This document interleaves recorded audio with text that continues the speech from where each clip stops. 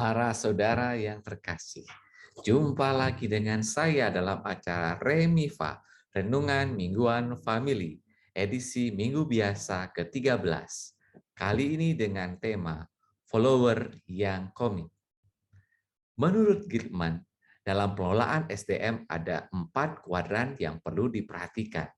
Kuadran pertama, yakni mereka yang punya kompetensi dan komitmen tinggi, disebut profesional. Kedua, yang punya kompetensi tinggi namun komitmen rendah, disebut analytic observer. Ketiga, yang punya kompetensi rendah namun komitmen tinggi, disebut unfocused worker. Dan terakhir, yang punya kompetensi rendah dan komitmen rendah, disebut drop out. Idealnya, SDM yang dipilih kuadran pertama. Namun jika yang ada 2 dan 3, biasanya yang dipilih adalah kuadran 3. Meskipun kompetensi masih rendah, namun jika punya komitmen tinggi, ada harapan untuk merubah kompetensi. Fakta ini gandeng dengan harapan Yesus bagi pengikutnya dalam Injil minggu ini. Para saudara yang terkasih, dalam Injil minggu ini, menjadi pengikut Tuhan harus mempunyai komitmen tinggi. Seperti seorang yang membajak tanah, tidak boleh menoleh ke belakang untuk sekedar minta izin orang tua. Bahkan sangat radikal. Jika orang tua kita meninggal, mesti mendahulukan kerajaan Allah daripada keluarga kita. Menjadi pengikut Yesus berarti harus berani menyangkal diri, memikul salib, dan mengikuti Tuhan. Inilah komitmen tinggi yang dibutuhkan Tuhan. Dengan komitmen ini, kita mampu menghadapi penolakan dan ketidaknyamanan hidup. Komitmen berarti siap menyerahkan diri secara total kepada Tuhan dalam mengikuti Yesus. Seperti Nabi Elisa dalam bacaan pertama, komitmen berarti tidak terlalu gelisah dengan hal-hal yang tidak pokok dalam hidupnya. Karena apa yang pokok adalah menjalankan kehendak Allah dan perintahnya.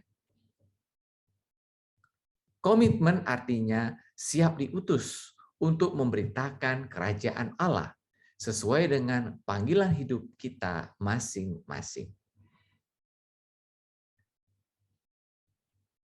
Para saudara yang terkasih, mengikuti Tuhan, apalagi secara radikal, tidak mudah. Perlu kegigihan dan usaha terus-menerus. Tanggal 15 Mei 2022 kemarin, Bapak Suci Paus Fransiskus mengkanonisasi 10 orang santo dan santa baru. Salah satunya adalah Lazarus Deva Sahayan, santo pertama dari India. Dia hidup abad ke-17 Masehi dari keluarga Hindu. Ayahnya adalah seorang Brahmana. Karena kecerdasannya, dia aktif di istana kerajaannya. Ketika masih muda, dia berkenalan dengan seorang kapten kapal berkebangsaan Belanda. Dari sinilah dia tertarik kepada kekristenan. Kemudian dia meminta untuk dibaptis oleh seorang pastor Katolik. Namun setelah itu dia dikucilkan oleh kalangan istana kerajaan karena dituduh mata-mata Belanda. Ia mengasihkan diri ke desa, namun di sana ia diteror terus. Akhirnya karena mendapat tekanan dari Belanda, pihak kerajaan bertambah marah. Maka Deva Sahayan dibuang ke hutan, disiksa, dan diupayakan untuk dibunuh. Penyiksaan dilakukan dengan sangat keji.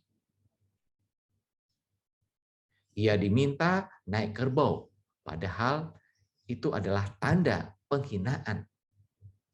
Dan setiap hari ia disiksa 80 kali cambukan.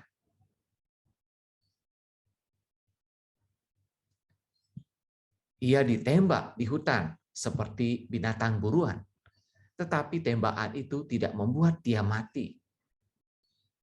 Setelah dia meminta, baru akhirnya ia bisa terbunuh. Dia dikuburkan setelah jenazahnya ditemukan oleh orang Katolik dan dimakamkan di dekat sebuah gereja dan kini menjadi altar katedral keuskupannya. Inilah contoh pengikut Kristus yang punya komitmen tinggi. Para saudara yang terkasih, jika Anda terinspirasi dengan renungan ini, jangan lupa tekan tombol like, subscribe, dan share video ini. Tuhan memberkati.